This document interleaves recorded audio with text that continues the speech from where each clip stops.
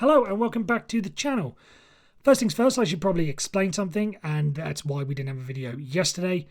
And as I explained to you on Monday, or it happened on Monday, but I explained to you on Tuesday, basically our bedroom flooded, so I wasn't able to get... we had the whole day yesterday of various window salesmen coming in, sort of saying this is our prices, what we can do. So I just wasn't really able to have, wasn't able to find the time to do a video. So that means, again, just didn't have the time. But thankfully everything looks as if it's all going to be fixed, so it's all great, and basically just on with the show, effectively. And this one's going to be a little bit different because rather than diving into the NFL daily, I'm basically going to be fulfilling I'm not going to say paying up, but fulfilling a dare, shall we say? It wasn't really a dare, but a dare that my wife challenged me to, and that was when we were at the Steelers-Bills game, the preseason game the other Saturday rather.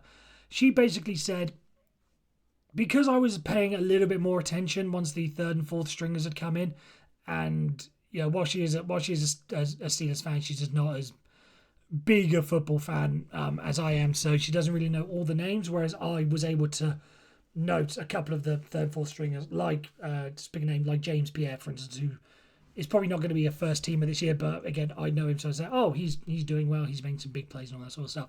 And she basically challenged me to name or to guess the 53-man roster that the Steelers are going to go with this year. So, thanks to my old friend, the reliable clipboard, the reliable coaches board, I have done exactly that, and I'll just give a quick brief. And if you can tell, just depending on the line, there are a lot of scribbles there, so I did have to change my mind a couple of times, but I think I've got what I think the 53-man is going to be, and assuming I've done my maths right, I've counted 3 times, and it's come out to 53 all 3 times, but my maths is not perfect. So hopefully it sticks to 53, and I'm just going to basically just rattle them off right now and tell you who I think it's going to be. Some of these are going to be incredibly obvious. I think when it comes to your team in the NFL around this stage of preseason, you know roughly 90% of what the roster is going to look like. It is just those last 2 or 3 bubble players, as it were. Is it going to be, are they going to go with the veteran because he knows the system well because he's been around here so long, or are they going to look to the future and also salary cap issues as well? Do they go with the younger player, the undrafted rookie who's the 7th rounder that's come out of nowhere and impressed? All those sort of things come into it, but so it's basically it really is a chance to find the final 3, 4, 5 players, but I'm going to see if I can at least, let's see how close I can get with the 53. We will start off with the offensive side of the ball, and I think it should be pretty obvious. It's Kenny Pickett, it's Mitch Trubisky, and it's Mason Rudolph. Whilst I did say I wanted to see what Tanner Morgan can offer, because whilst I'm not Mason Rudolph's biggest fan, I'm not one of these that has booed him at games whenever he's came in. I'm just there wondering, can we do better? And whilst, as I've said in the past, third string quarterback shouldn't really be important, as the San Francisco 49ers showed.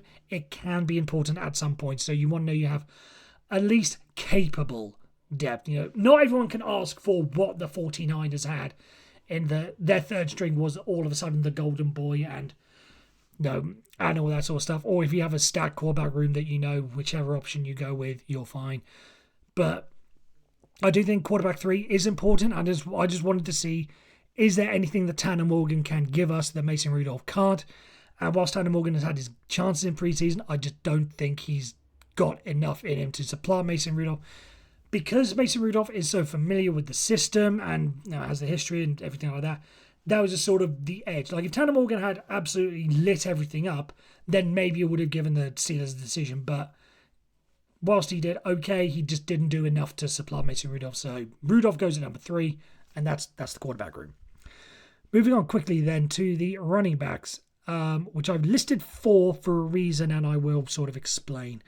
Najee Harris, obviously. Jaylen Warren, obviously. Anthony McFarland has earned his spot this preseason. Again, you might have thought maybe he was on the ball, but he has done incredibly well. And I think what he can also offer on special teams as well is going to be pretty useful to have as a good depth option, and also obviously special teams as well. And then I've listed Connor Hayward as a fullback in this. I've sort of linked the backs together because whilst he may be, again, depending on where you see it or how you see him personally, and based on what he's given us so far, you might see him as more of a tight end. Just for the purpose that he's going to be primarily, I believe anyway, primarily a fullback in the blocking role with the ability to then fill in at tight end / receiver as well. So those are your four backs, again, with the expectation that Connor Haywood will fill in at tight end eventually as well, and also maybe even at running back. We saw against the Falcons last night that he can be a runner at times. So don't rule that out as a possibility as well. Wide receivers, I've gone with 5 wide receivers. That is Deontay Johnson. Just make sure I can read my writing. Deontay Johnson, George Pickens are the obvious 2. Allen Robinson, who again was the veteran, was obviously the Rams were willing to let him go for a reason. Maybe if he came in and was seen as, it's a bit of a waste and everything, they very easily could have got rid of him. But I think he's again shown enough that he can be a very good presence in the team. It's Calvin Austin III as number 4. And then it really came down to Gunnar Olszewski and Miles Boykin as the final ones for me. And I think I'm going to go with Miles Boykin for this, because whilst Olszewski has shown his usefulness to us with the jet sweeps and with the and as a returner, that role is going to go to Calvin Austin this year. You may have thought maybe they want to keep him behind as a alternative, just in case Calvin Austin, his injury flares up again, or he wasn't able to come back fully. But I think his preseason has showed he can offer a lot on offense and in special teams as well. So he stays. And I think also with how the Steelers have sort of staged themselves and set themselves up, they are going to be a very run-heavy team. And whilst Kenny Pickett can obviously make some throws, and has taken a huge step this offseason, I think they are still going to be primarily run first. So you want to have people who are going to be able to block. And with Miles Boykin's frame, I just think he just offers that little bit more in that aspect of the game than Gunnar Olszewski. And with Olszewski not really needed on special teams as well, as much as I like him as a player, I think he goes. So those are my 5 wide receivers. Tight ends, I'm going for, again, this should be pretty obvious as well. Pat Frymuth, Zach Gentry, and Darnell Washington. I think everyone probably could have guessed that from the start. And then as well, if you want to throw Connor Haywood in as the dual fullback tight end, if you want to list him as a tight end, you can. Depending on where you see it, he might be, but he's counting as half a tight end. Let's put it as that. Darnell Washington, I was checking the Steelers' official depth chart before this, and they have him as number 3 behind Zach Gentry. But I think there will come a point in the season where he takes that next step and is able to supplant Zach Gentry. So before too long, Darnell Washington will be seeing a lot more of the field. And whilst he will be primarily brought in for his blocking ability, I think when it comes to the red zone, he's going to be a real threat. Because I saw this for myself against the Bills, and it was literally in the end zone, right in front of where we were sitting. He was going up against, I can't remember the name of the corner, but he was matched up against the corner and immediately drew a pass interference when the ball was thrown his way. You put him up against the corner, and I'm not going to say he's like Rob Gronkowski. He's not Rob Gronkowski. No one is. But he just has that. They cannot handle him. You cannot put him. You cannot have a corner take care of him because the size difference is just too much to overcome. So in the red zone I think is where you're going to see him most utilized as a receiving threat, but most of the time he's going to be as a blocker. And again, eventually he will take over Zach Gentry as tight end 2.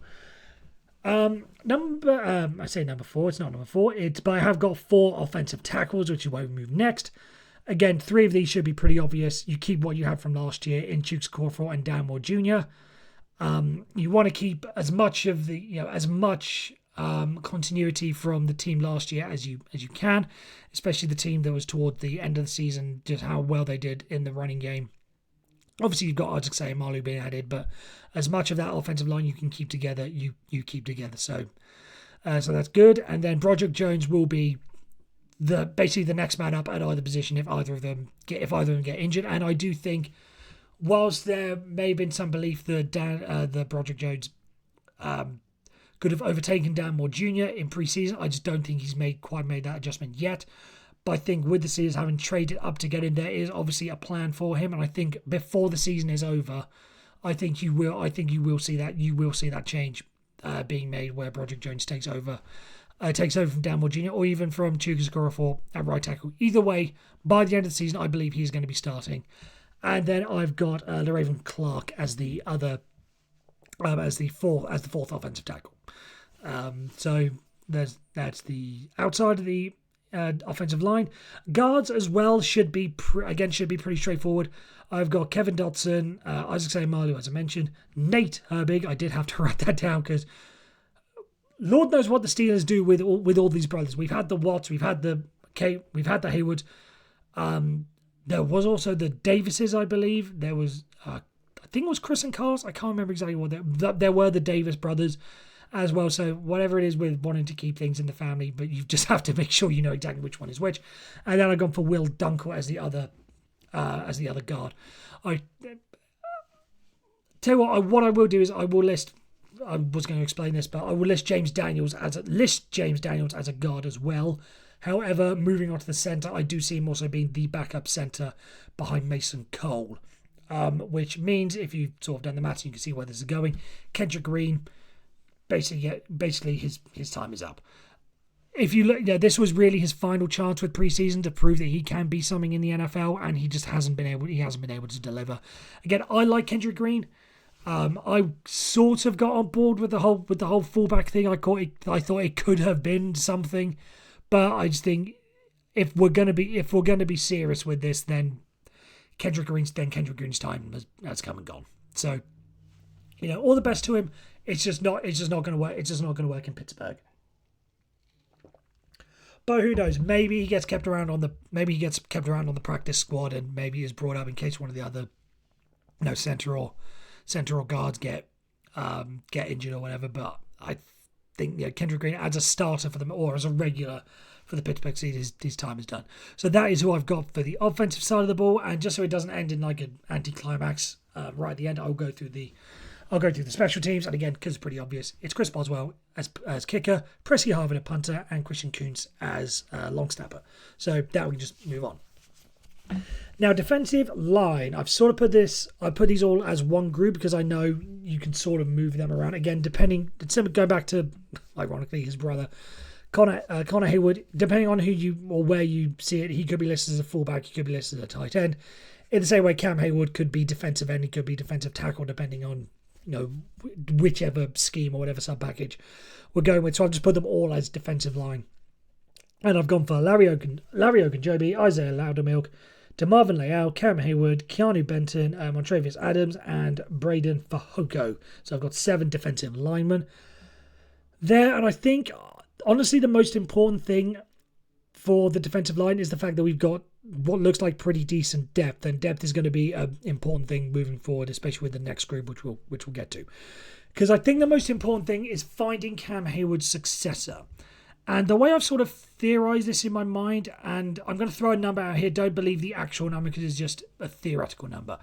But let's just say that Cam Hayward in his body has, because he's getting old, he has 1,000 snaps left. Again, just theoretical number, it's not an exact science, it's just a number. Would you rather him have those snaps divvied up 500 this year and 500 next year, then he retires? Or would you rather have 3 years of 333 snaps or 4 years of 250 snaps? You do the maths. And I think with what Cam Hayward offers in terms of his leadership and his tutelage towards the other defensive, I want him to stay as long as possible. Also because he's my wife's favourite player. So I think the most important thing that we could ask for is depth. I think if you look at the talent we have, whilst none of them are going to be Cam Hayward right away, I think that there is someone who could take on that anchor on the defensive line role that Cam Hayward has provided. So again, I don't know exactly which one it is. I hope it's going to be Keanu Benton because I had really high hopes for him coming out from the draft. So again, but if one thing would just be can be the next Cam, if we can see signs of that this season, then that's really all I want. But again, we've got what looks like at least very good to decent depth at the defensive line with those players.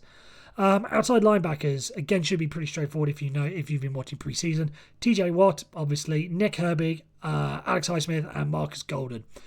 And again, this again comes down to depth, and I have really been, I say I've really been impressed, hot take, with Nick Herbig.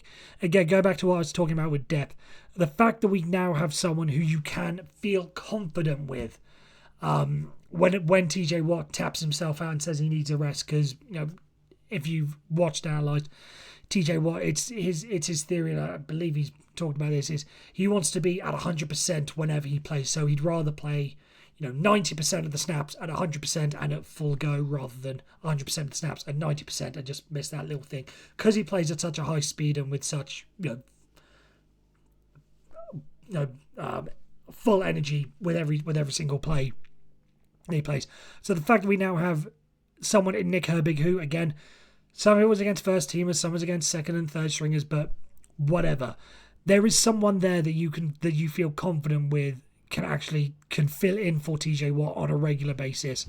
If anything were to, especially if he were to re-injure himself and be out for a significant amount of time last season, I would not feel worried about Nick Herbig filling in that spot in the same way that I would if, and I feel hard to say this because I like the guy, but he just wasn't as good as like an Anthony Chickillo. You feel confident with what we have at the outside linebackers position. If I'm being honest, I would have loved that to have been Bud Dupree, just because I loved that tandem. And again, Bud Dupree was never going to start because Alex Highsmith has locked down that side of, or that spot. But again, if he'd have been the depth option, I would have been fine. But it looks like we've got someone who will probably be cheaper and again can stick around with us for a lot longer, or going well as Nick Herbig. So that's who I've got as the outside linebackers. Moving on now to the middle linebackers, and I've got 4 of them. That is Quan Alexander, Cole Holcomb, Elandon Roberts, and Mark Robinson. Again, I remember talking about it in the Buffalo preview that I did last week, is that I wanted to come out of that game feeling confident in knowing who the inside linebacker duos the pairing is going to be, and at least confident that there isn't going to be some massive drop-off if one of them goes. I think we've got a really good inside linebacking group. One that we have not seen since Ryan Shazier and Vince Williams. I think that, again, this lot has the potential to be something... No, I'm not going to say something special, but again, something capable and can at least provide enough support for the defensive line and the secondary, because there was whilst the secondary was great and the defensive line and the edge rushers were doing great, there was just that gap of talent in the middle. But I think we have really addressed it with the players that we've got out of those. Moving on to the secondary, and starting with the cornerbacks. Let's make sure I've got this right again, because I made a very late change. Patrick Peterson, I think, again, is pretty obvious. Joey Porter Jr. is obviously there as well. 1, 2, 3, 4, 5, and then that's it. No, 1, 2, 3, 4, 5. Yes. Patrick Peterson, Joey Porter Jr., James Pierre, who whilst he's listed, again, he's sort of on a bubble player, but I think he can provide something in special teams as well.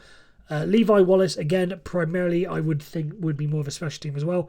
And then I know it's been the talk, and it was towards the sort of end. Who's going to take the last spot? Is it Chandon Sullivan and Elijah Riley? I've gone for Chandon Sullivan to take that spot. I do also have Elijah Riley as a safety. I think when I did this initially, I'd come to 52 players. And I think that was without including Kendrick Green. So I think with his being removed as well, and because of the flexibility we have on the offensive line with the players we have, and again, I think he'll be coming back as a practice squad player. I think that you probably now have enough room that it was a pretty dead heat in my eyes between the two, especially last night. So Chandon Sullivan and Elijah Riley, excuse me the itchy nose, I do know where this is coming, where this is coming from. I think you can have Chandon Sullivan and Elijah Riley both, not necessarily on the field, but at least in the 53-man roster and on the team. And again, It may depend on what's happening on a game to game basis.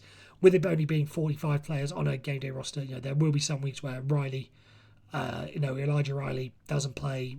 Elijah Riley doesn't play, and some weeks where Chandler Sutherland does, just depending on the opposition and what we want to do on a given day. Then moving on to the safeties, I've got Keanu Neal and Miles Killebrew as the strong safeties. And free safeties, I've gone for Minkah Fitzpatrick and Trey Norwood. Again, Minkah and Neal being the obvious starters. There again, Norwood and Killebrew as backup, and also on special teams as well. So that is who I think is going to be the 53. And when I sit back and actually honestly assess this and take into account what we've seen in preseason, I was talking to this. I was saying this to a reporter that I happened to bump into yesterday. I genuinely think this is a team that could be something special. He sort of had his reservation, and I can understand as well. But there was a thing of, if you just give us one game, like I don't think we're going to win the AFC North. I think the Bengals are just that much better than us. So it would be a wild card spot. It would be 5th, 6th, 7th seed. That would mean starting off on the road and whatever, and depending on how the seedings play out. I just think, and I'm going back to the start of last season, and again, just on that one day, if they play just a little bit less than their potential, and Steelers play up a little bit from their potential, I genuinely think on a one-game basis, we could go toe-to-toe with anyone in the AFC. That includes going to Kansas City. That includes going to Cincinnati. That includes if you believe that they are on the up and they are on the rise. That means going to Buffalo. That means going to the New York Jets. That means going to anyone on a one-game basis. I would fancy this team to be very competitive and maybe even pull off the odd shock. I am not going to predict a Super Bowl.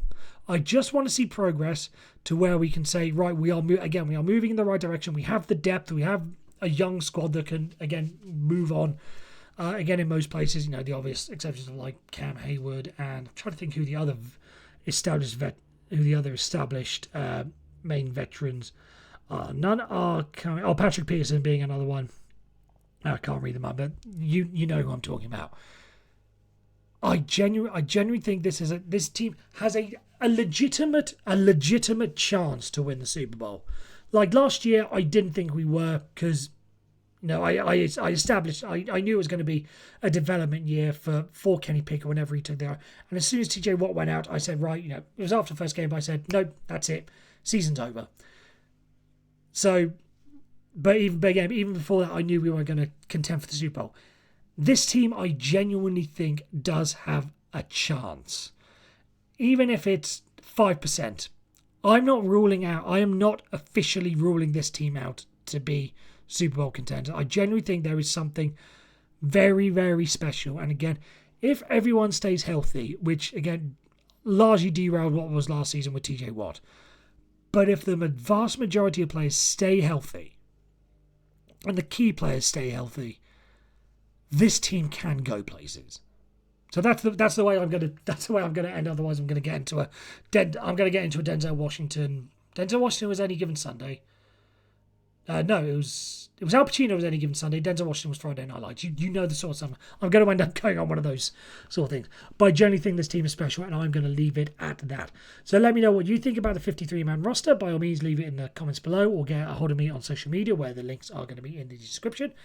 And other than that, again, assuming nothing of life gets thrown our way. Again, hopefully it doesn't, but you just never know because that's how life works. We will be back with NFL Daily on Monday after all the preseason games have been played, and hopefully all the storylines have sort of come out, and again, you can tell roughly what the positions are and what the stories are going to be moving forward. So until then, you can all take care, and I'll see you later. Bye bye.